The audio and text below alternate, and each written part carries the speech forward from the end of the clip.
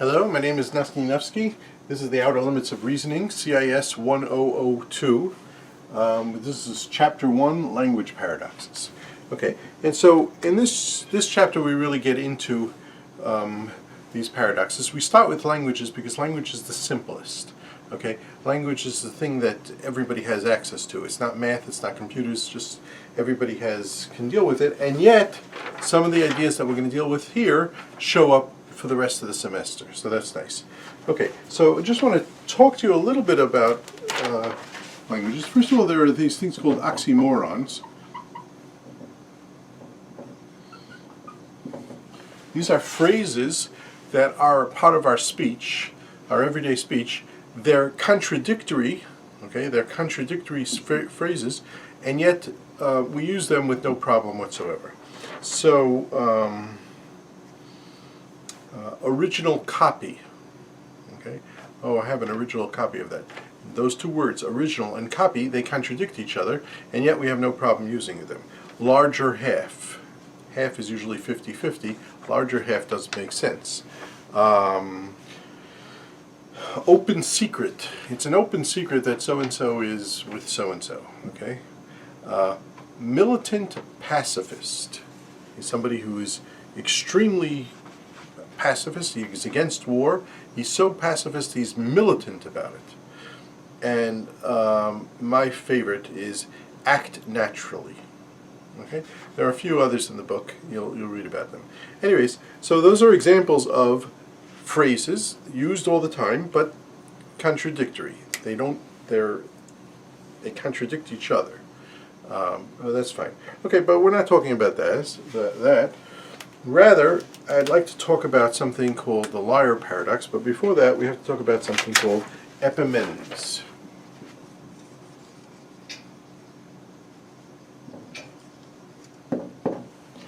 Epimenides was a guy, an old man, an angry old man. He was a philosopher, prophet, angry old man, and he lived in the island of Crete. Okay, and he lived about 2,400 years ago. Okay, Epimenides didn't like people. No one liked him. You know, he's the type of guy, you know, like raises his window in the middle of the night and screams at everyone, "Get the hell out of my yard."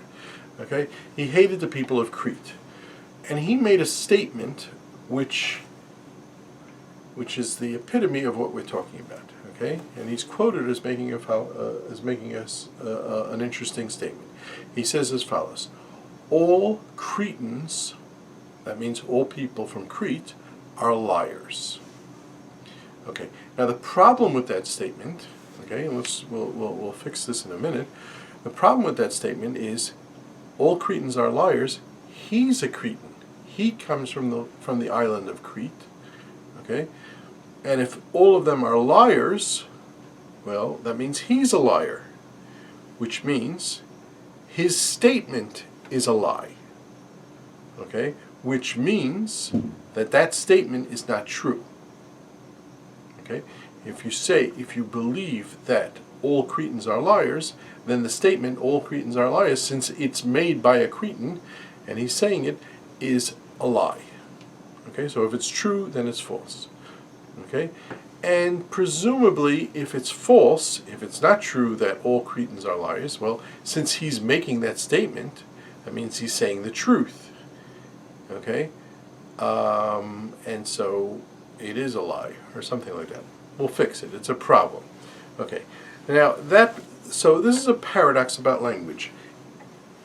The very statement of Epimenides that all Cretans are liars affects the statement all Cretans are liars, and if the statement is true, then the statement is false, and if the statement is false, then the statement is true. Okay? So that seems to be a paradox. Okay? The problem is it's not really a paradox. Let's go through. There's a few different problems with it. First of all, what is the definition of a liar? By definition, a liar is someone who lied once. Okay? We all lied. Okay? When you were a little kid, you stole cookies from the cookie jar. You told your mother your brother did it. That's a lie. Okay? Therefore, you are a liar. So, when Epimenides says all Cretans are liars, he's saying something that's obviously true. Everybody's a liar. But just because you are a liar doesn't mean you lie all the time. right?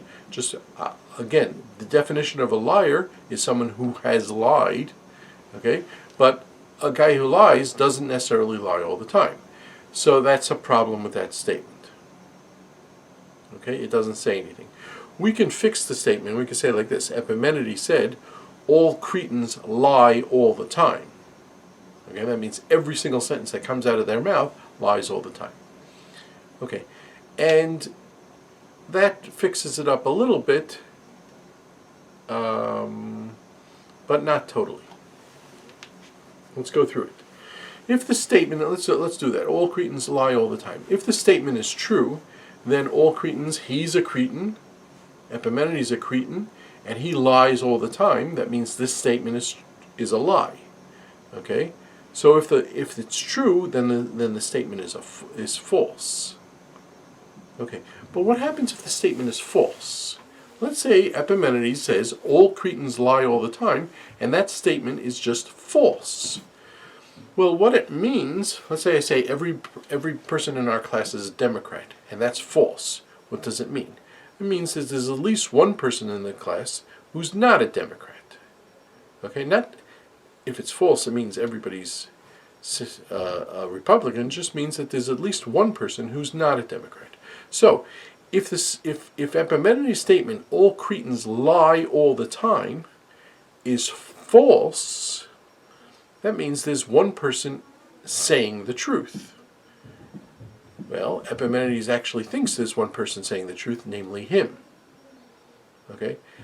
And so he says he's saying a true statement. Okay? So if the statement's false, then it could be that he is the only truth sayer there, and then, but then we have a problem. Okay?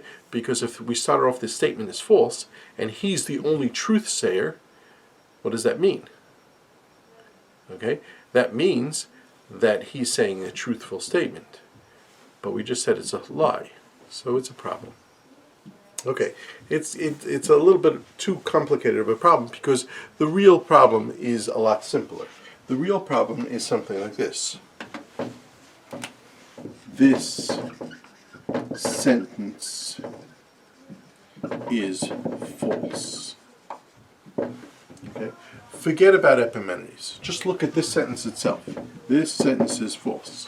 Let's go through it. If it's true, then what it says is it's false. And if it's false, what it says is, if it's false that this sentence is false, that means the sentence is true.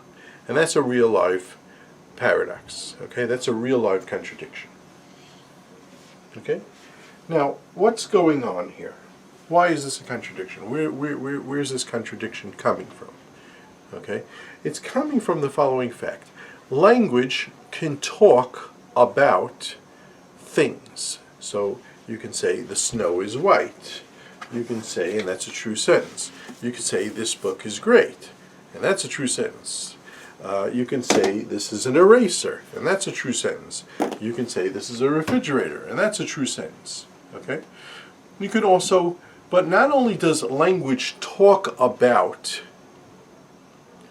things in the universe, language can also talk about language. For example, this book has a lot of easy sentences to read. That's a true statement.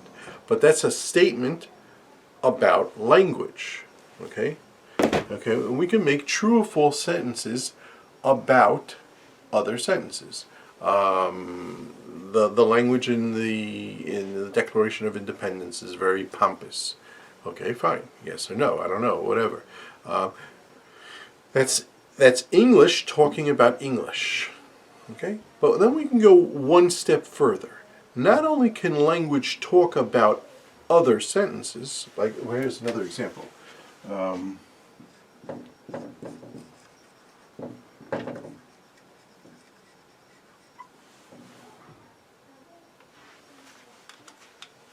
sorry, hold on.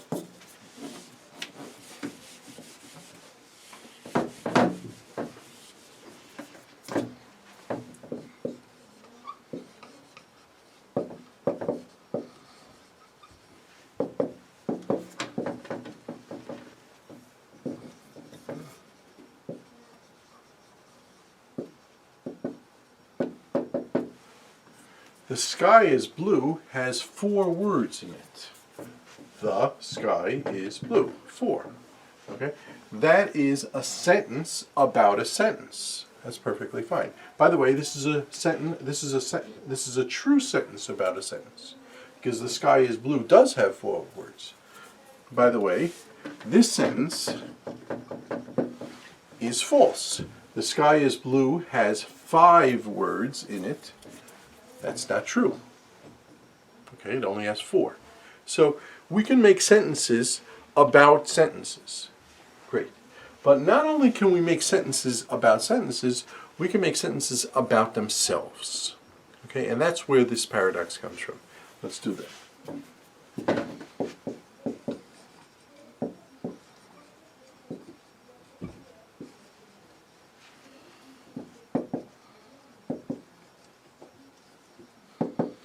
One, two, three, four, 5.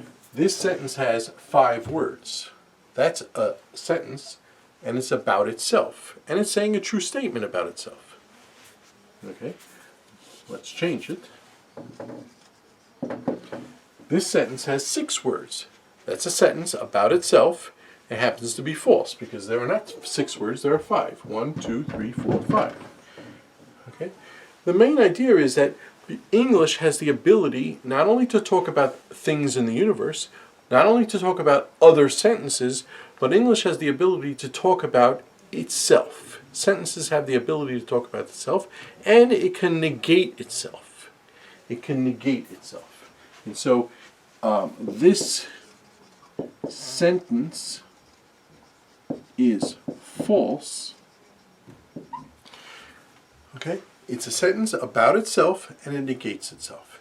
And if it's true, it's false. If it's false, it's true. Okay. And so this is the first example of the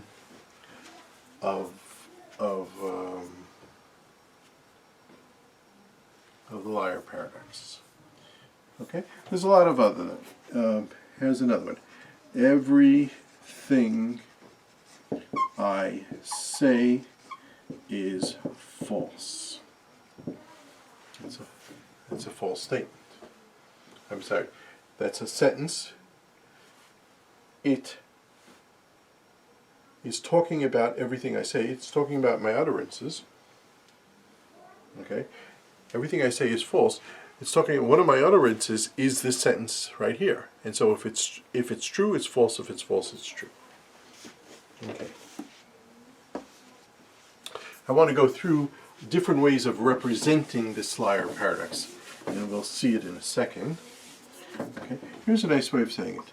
L1, I have a sentence, L1, and L1 says L1 is false. Okay.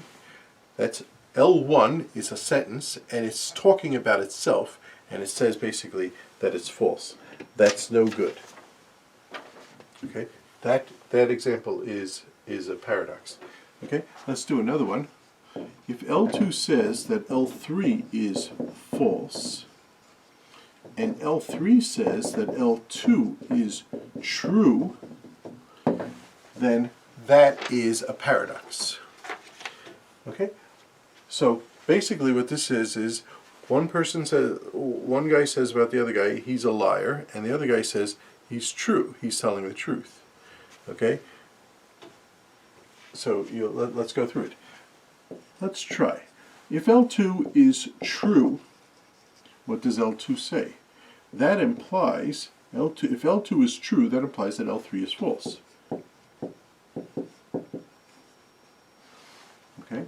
Now, if L3 is false, look what L3 says. L3 says that L2 is true. If that's false, that means L2 is false.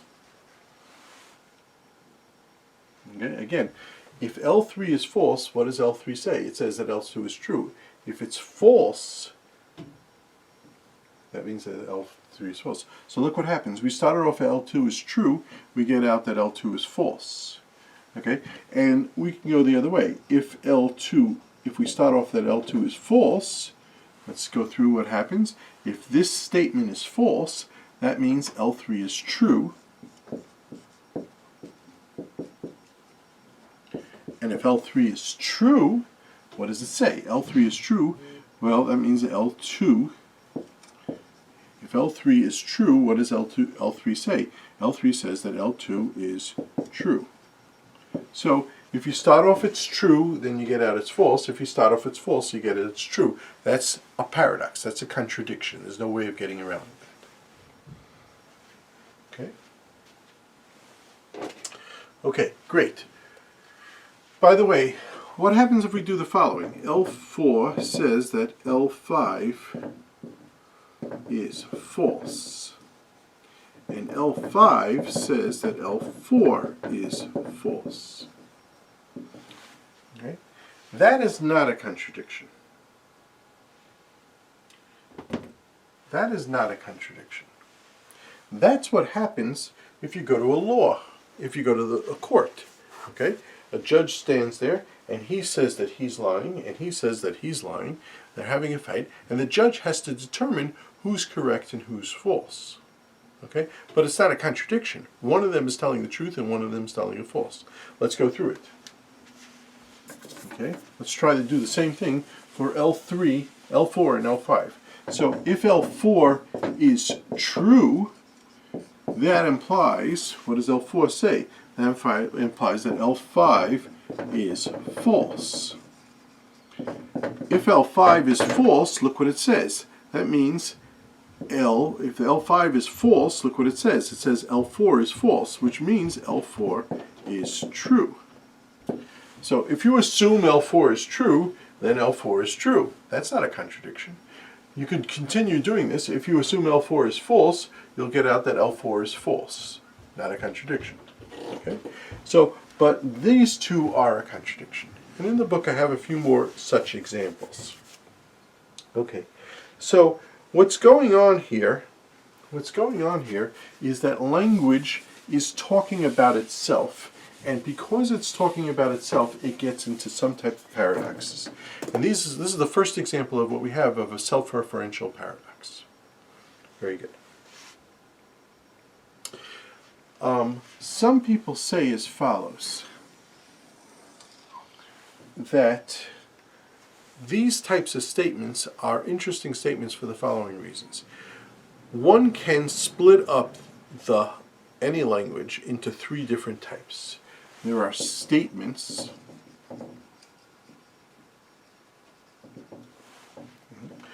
This is a refrigerator. Snow is white. This is a good book. This class is fun. Statements about the world. This sentence has 5 words. Okay? That's a true sentence. This sentence has 6 words. That's a false sentence. So you can make statements. Statements are English sentences that are either true or false. Okay? But we saw that these self-referential statements, like the liar paradox, are examples of statements that are about the world, but they're neither true nor false. Can we think of other types of sentences that are neither true nor false? Okay? And yes, there are 2 other types of questions that are neither true or false. There are 2 other types of statements that are neither true or false. Commands: go to jail, study for the test, eat your peas, read this book. Those are commands. They are neither true nor false. Okay? They're telling you what to do. They're neither true or false. The other thing is questions. Questions are perfectly legitimate English sentences, but they're neither true or false. What's for supper tonight? Okay? Did you do your homework? Did you read the book? Why didn't you read the book? You're making me upset that you're reading a book. Oh, that's a statement. Okay? Those are questions. Questions are neither true nor false. So we have 2 types of statements. We have 2 types of sentences in the English language that are neither true nor false. They're just commands or questions. Only statements, things stating something about the universe, are true or false. But what we just saw was there are certain things that are neither true nor false. Okay? And those things are self-referential paradoxes, things like the liar paradox. Okay.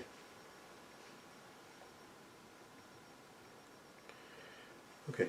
finished. We are now finished section 2.1. Section 2.2 is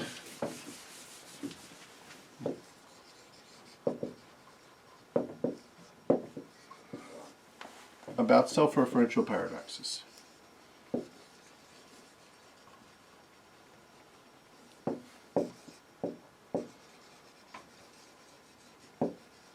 Great. We saw that English has self-referential paradoxes because language has the ability to talk about itself. I'd like to show you some other things that have self-referential paradoxes, other systems that have self-referential paradoxes. And I told you in the beginning, in chapter 1, that we're going to see this over and over. Computers can talk about themselves, maths can talk about themselves, even in science you have the ability of things talking about themselves, and we're going to get these self-referential paradoxes. Okay, so the first one is a little bit of a playful story. Okay, and it's a very cute little story. It's better if we do this in class when there's people here who can give potential answers, but we can't, so welcome to COVID world. Okay, great. So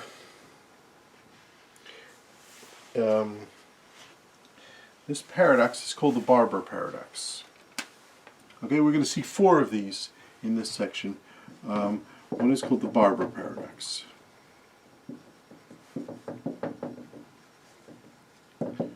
Okay. Before we do it, let's just go through what happens. Some people cut their own hair, some people go to the barber. Okay. Now usually in a barber shop there's more than one barber. And so when things are quiet and there's no one else around, they'll cut each other's hair. Right? The barber doesn't have to cut his own hair. He works with other barbers and they cut each other's hair. That's what they do. Okay.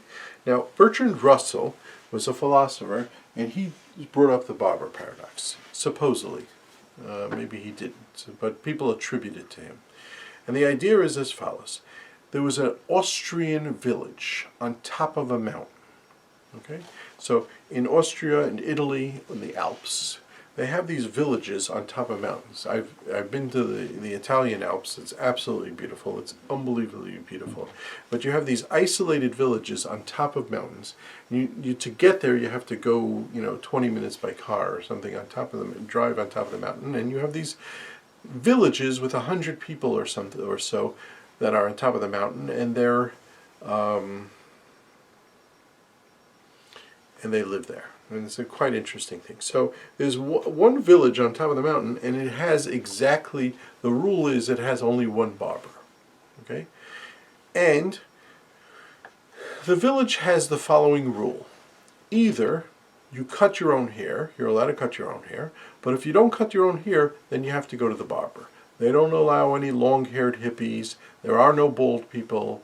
You have one of 2 options. Okay? So if this guy cuts his own hair, that's fine. If he doesn't cut his own hair, then he goes to the barber. Okay? The main point is that the village is isolated, and so 2 barbers can't meet, or there can't be another barber coming up and cutting the barber's hair. So now let's pose the following question. You ready? Who cuts the barber's hair? Let's go through it. The village has the following rule. If you cut your own hair, you can't go to the barber. If you don't cut your own hair, you have to go to the barber. Who cuts the barber's hair? If you say the barber cuts the barber's hair, that means he's cutting his own hair. He can't go to the barber. If you say he goes to the barber, well, that means he's cutting his own hair. Not good. Okay? Okay. Now, there's a lot of ways of trying to answer this question. One way is saying, you know what, he quits being the barber and then he cuts his own hair.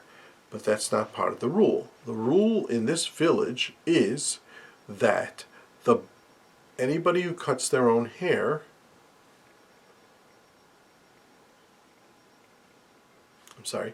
the rule in this village is that there's only exactly one barber. There's no 0 barbers. He can't quit being a barber because then there would be 0 barbers. Okay? Another possible answer is that the barber's wife cuts the hair. Okay? But that's no good either, because then there are 2 barbers in the town, the barber and his wife. Okay? So that's no good either. Okay? So it's a joke It's a joke, but it's an interesting joke. But what does it have to do with self-referential paradox? You see, what it has to do is villagers, namely the barber is a villager. He has to abide by the rules of the village. Villagers are dealing with villagers. And when you have villagers dealing with villagers, you get a self-referential paradox. Okay, and that's the problem. Okay? So that's the nice little paradox. Russell brought this up because he wanted to show something later. We'll do this called Russell's paradox, but he wanted to bring this up. But again, language can talk about language. Villagers can cut villagers' hair. Okay? And so you have that self-reference. Okay? And you get into that problem.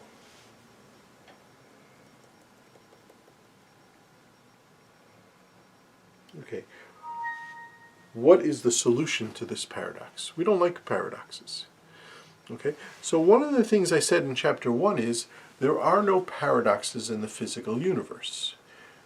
The village and the bar and that rule is part of the physical universe. Conclusion, that village with that rule cannot exist. Okay? It can't exist. Why can't it exist? Because if it existed, there would be a contradiction. The barber would cut his own hair if and only if he doesn't cut his own hair. That's not legal. Okay? So we don't have that contradiction. In other words, we don't have to talk about the village existing or not, but basically that rule is not followed through thoroughly because it cannot be followed through thoroughly because the policeman in the village has to allow for a violation of the rule, namely by the barber. But again, the main idea is that that rule, that village with that rule cannot exist. It does not exist. Okay? So that's the solution. Okay, great. That's paradox number 1. Okay? The second paradox is called Grelling's paradox.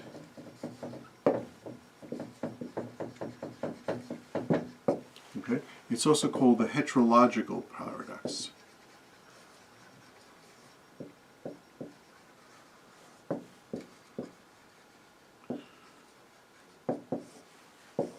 Okay, 2 different names.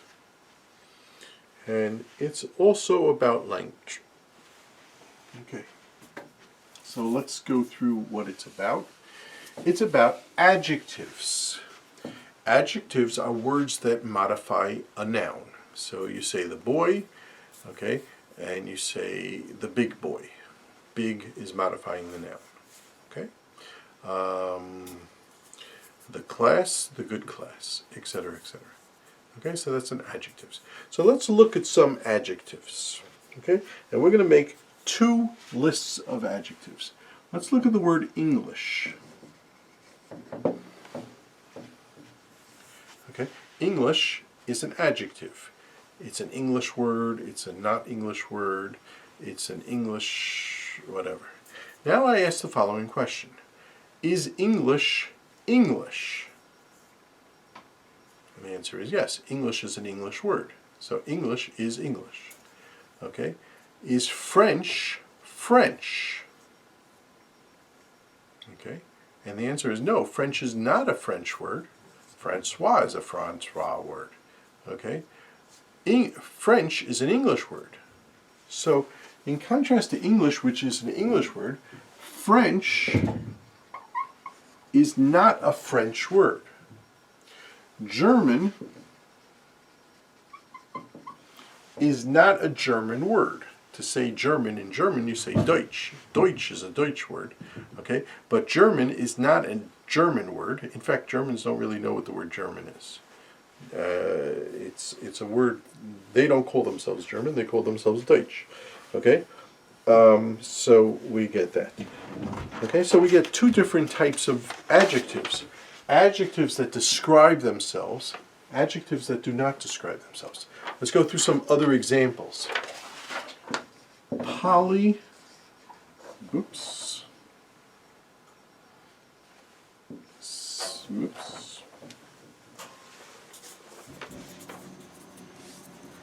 Polysyllabic I'll spell it right.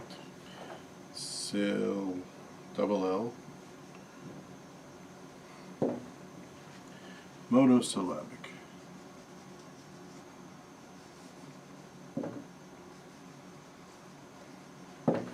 Polysyllabic means made of many syllables.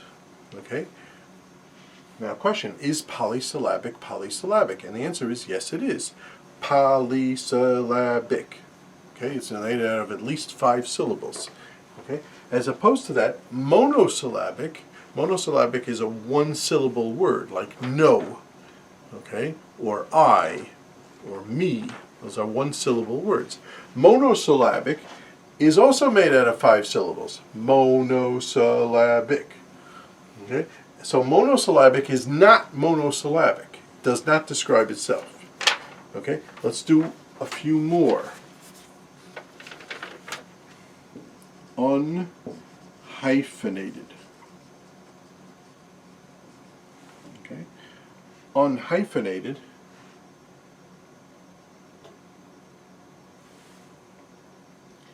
I wrote it without a hyphen, so it's unhyphenated. Unabbreviated.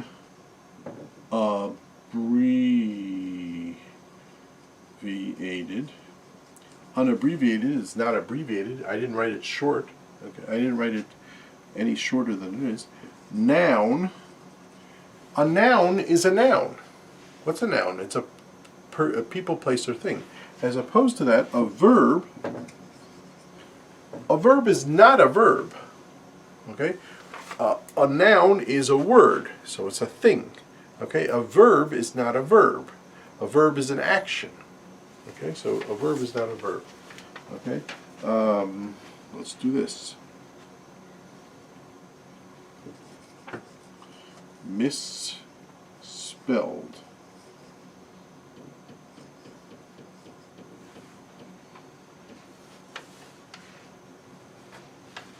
Misspelled.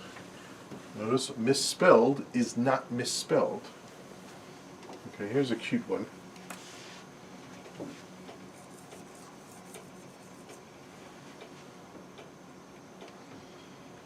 Blue is not blue, it's red.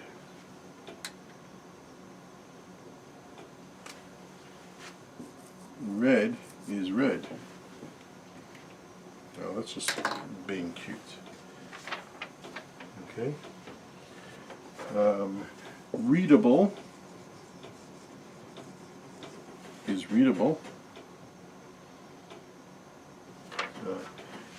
The word invisible is not invisible. Okay, and we can go on with these things. Great. So we split adjectives. There are 2 types of adjectives. Words that describe themselves, words that do not describe themselves. Let's go through that. Okay? Let's call words that describe themselves autological.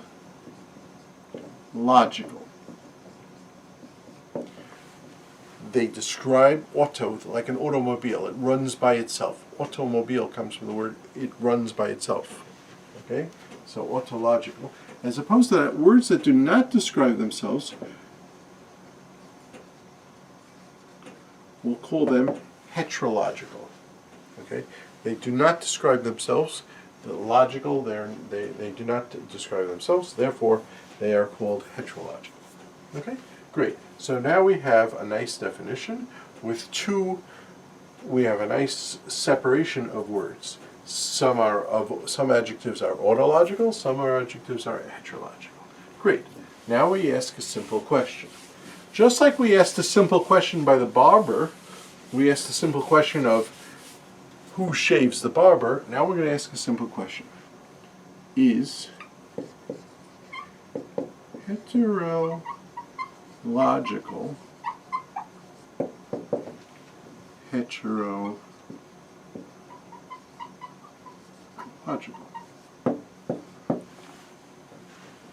The word heterological, I'm not asking about autological, I'm asking about the word heterological. Does it belong to on this side of the table, or does it belong to on that side of the table?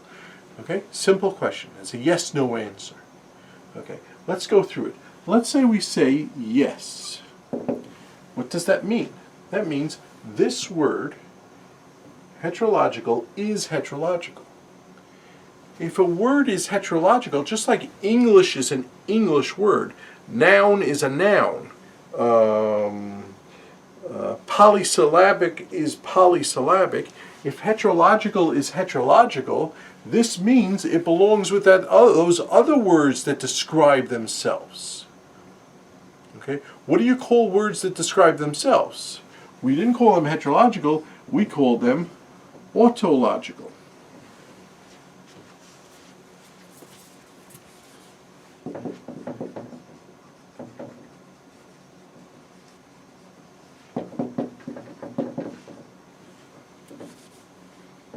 Okay? Instead of that, I'm going to write not heterological. Okay, great. Now, what happens if you say the word no? If you ask this question, is heterological heterological? If you say no, it's not heterological, heterological is not heterological, then what is it? Okay? If you say heterological is not heterological, I'm confused here for a second. Okay, that implies that it's autological. All right, great. That implies that heterological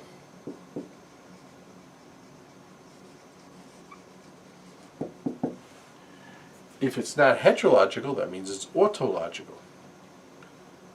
Okay, so heterological does not describe itself, because the word heterological is,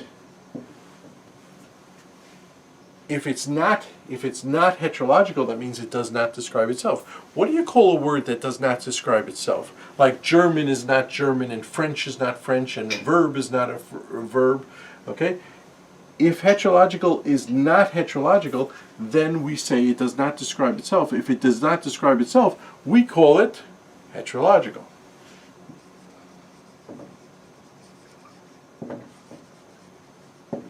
Okay? So, look what happens. If you say yes, it is heterological, then you get it's not heterological. If you say no, it's not heterological, then you get it is heterological. That's a damn contradiction. Okay? If one implies the opposite of the other, that's a contradiction. Okay, we have to go through that again because this is a very deep thing. Instead of talking about heterological, I'm going to talk about whether it belongs on this side of the list or that side of the list. Question: is heterological heterological? Does heterological belong on this side of the list? If you say yes, it does belong on this side of the list. Okay. If you say yes, it does belong on this side of the list, then heterological is not heterological. Because if heterological describes itself, that's exactly what we call autological.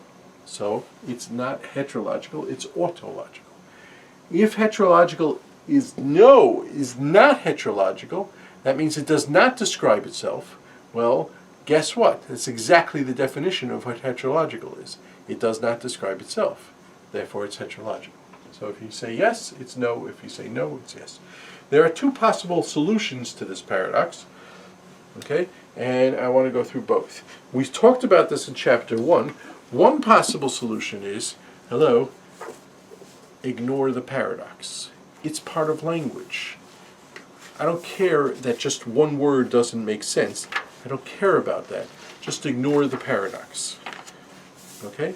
That's one thing. Okay? Remember, we said the mind and language has a lot of paradoxical, has a lot of contradictory things in it, so you might as well just ignore it. Okay?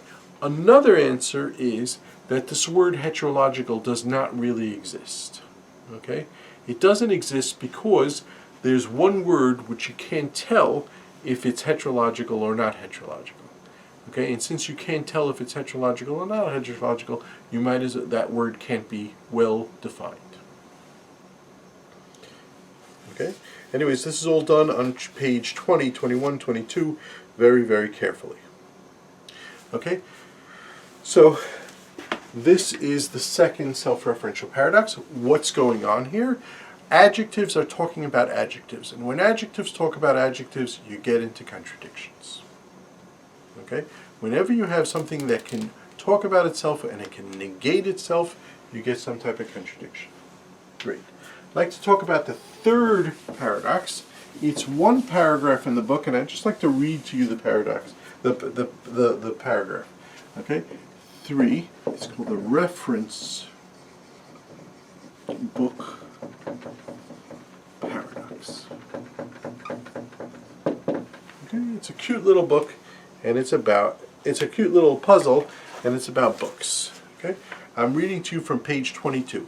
The reference book paradox is very similar to the heterological paradox. A reference book is a book that lists books in different categories.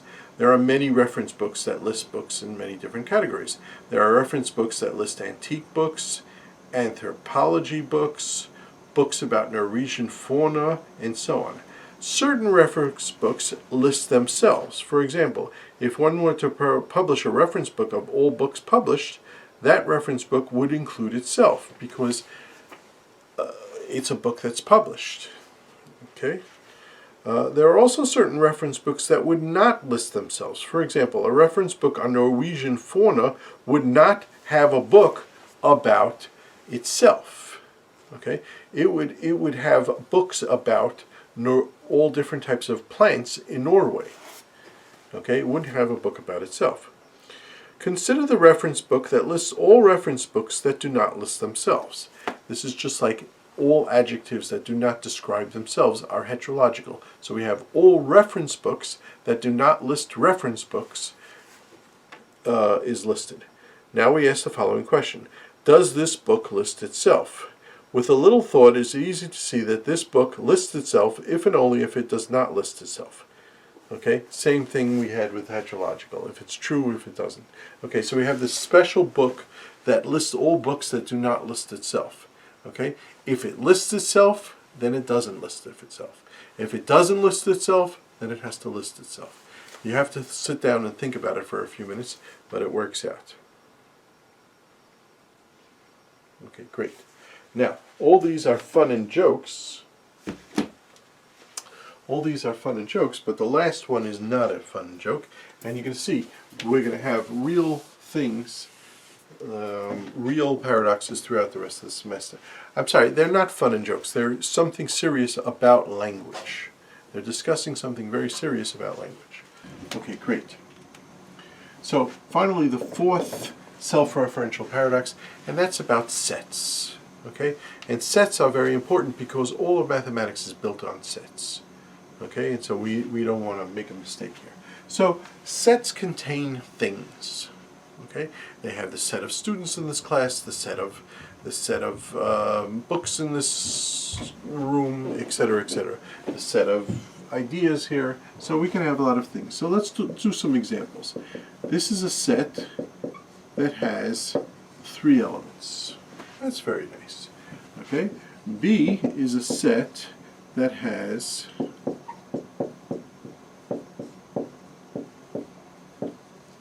4 elements. That's very nice. C is a set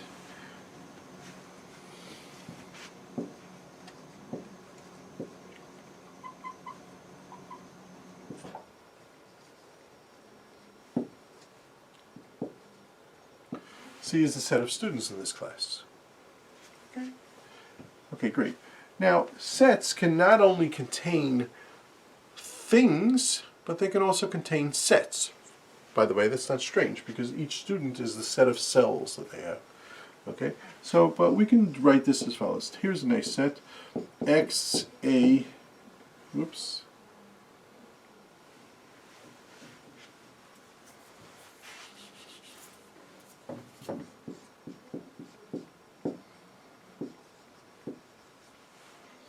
Okay, here's a set with 3 things.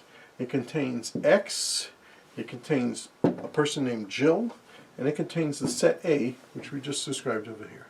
If you want, we can write this a different way. We can say this is X, Jill, and the set X, Y, Z. Okay? Okay, so sets can not only contain objects, they can also contain other sets. In fact, look at this one. E contains A, B, and C. This set, and this set.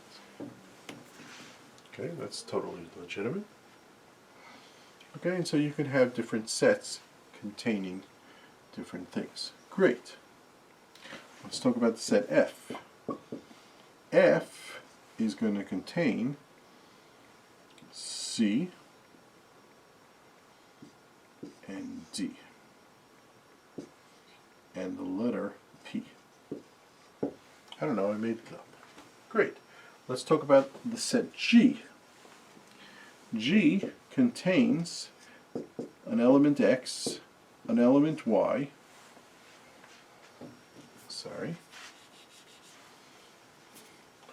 an element Y, and the set G. Now,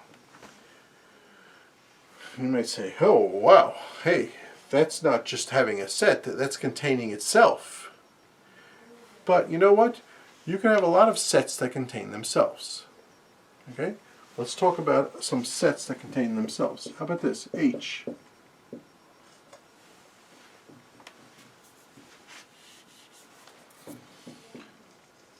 Set of ideas discussed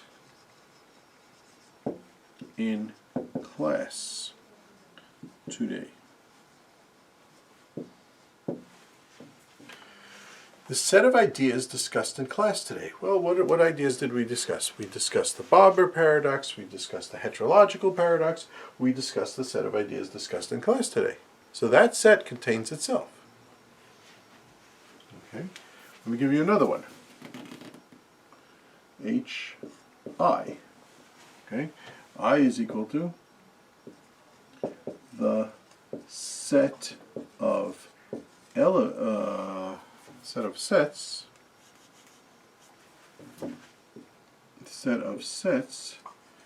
that have more than 3 elements.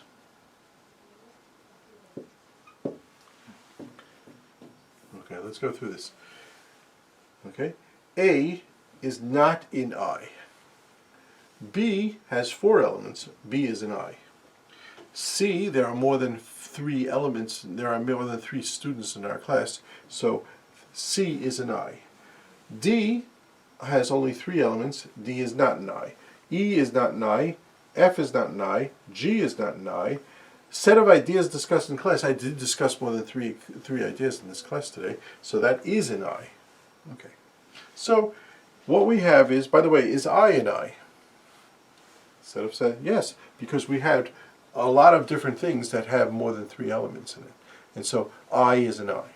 Okay, so these are, now we have something more interesting. We have sets that contain themselves. Not only do we have sets that contain elements, not only do we have sets that contain other sets, we have sets that can contain themselves. Now, if I were you, I don't like these sets that contain themselves. So I'd make a new set, R, for Russell. He was the guy who thought of this. Okay, and this is equal to all sets that do not contain themselves.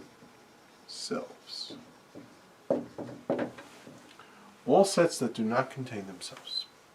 Let's go through it. A does not contain itself, therefore A is in R. We write that as an element. B is in R because it doesn't contain itself. C is in R because it contains the set of students in this class. The set of students in this class is not one of them is a set. Okay, you have this student, that student, etc., but none of them is set. D contains another set, but it doesn't contain itself, so D does not contain itself, so D is a member of R. E contains A, B, and C, it doesn't contain R, so E is a member of R. F is a member of R. It does not contain itself. G does contain itself. So we write it as follows. G is not a member of R. Okay, we cross out members. H, does H contain itself? Yes, set of ideas described in class today contains the set of ideas that were described in class. So H is not a member of R. I contains itself, so I is not a member of R. Okay, great. Now we're going to ask one simple question. Ready? With one simple question. I'm going to erase this all because we don't need it anymore. Okay, let's do it. Question. Is R a member of R?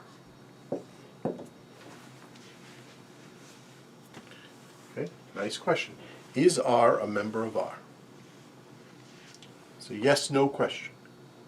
Okay, let's go through it. If you say yes, R is an R,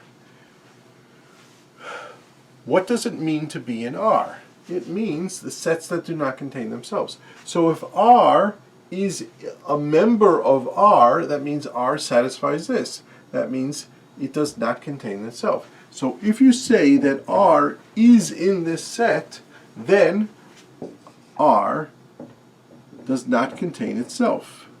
That means this. R is not, because that's what a definition of what R is. Let me just write it another way. Hold on, don't move, don't move. We can write it like this. R equals those sets such that S is not a member of S. Okay, so if you're saying that R is in this set, that means R is not a member of R, because that's what it means to belong there.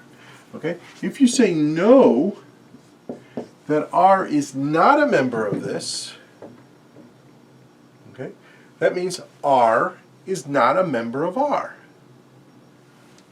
Okay. Again, if you say no, if I asked you, is R a member of R? If you say no, R is not a member of R, that means R is not a member of R. What does it mean that you're not a member of R? Okay, well, that means you satisfy this requirement.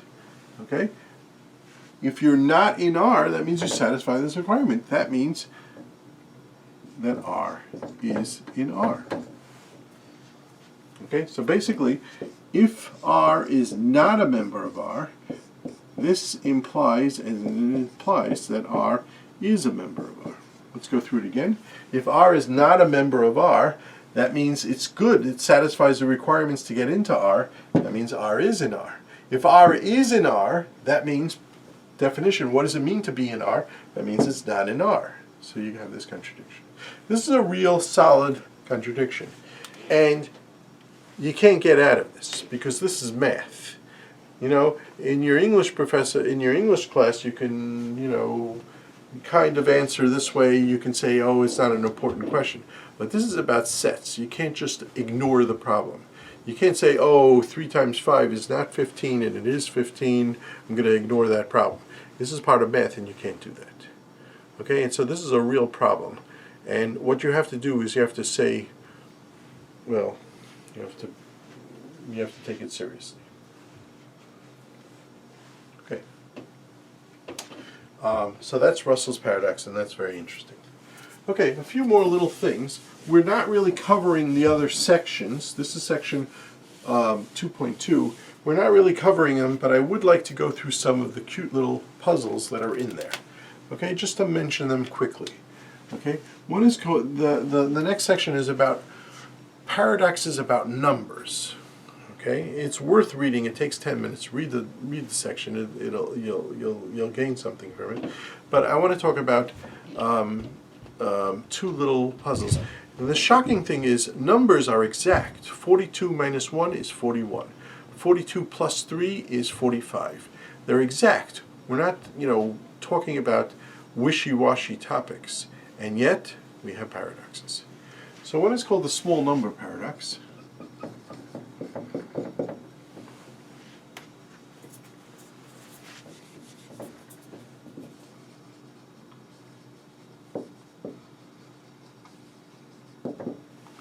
The small number paradox is as follows. 0 is a small number. 1 is a small number. 2 is a small number. Okay? I don't know how much longer you can do this, but I can tell you the following. If n is a small number, let's say n is a small number, well, that implies that n plus 1 is a small number.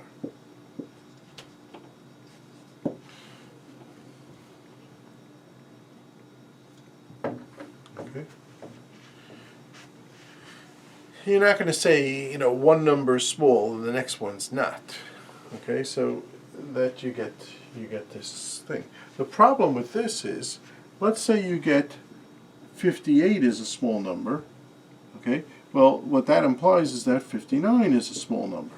And if you have that 59 is a small number, this rule implies that 60 is a small number. Dot, dot, dot, dot, dot. Going on forever. And you can get that 10 trillion is a small number, and therefore 10 trillion plus 1 is a small number. And you're never going to run out of small numbers. And the problem is that all numbers become small.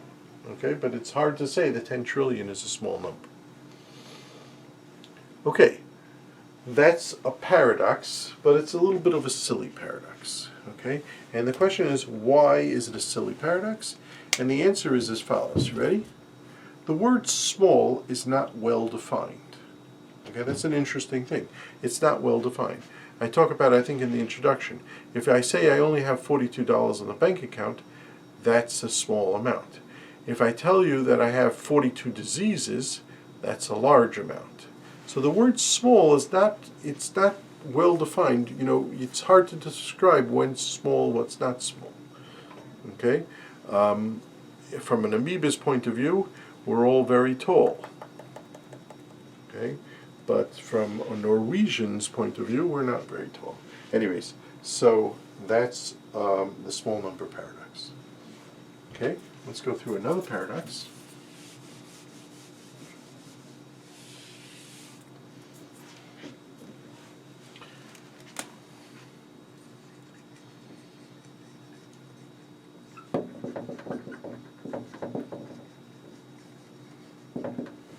Okay, the interesting number paradox, and it goes as follows.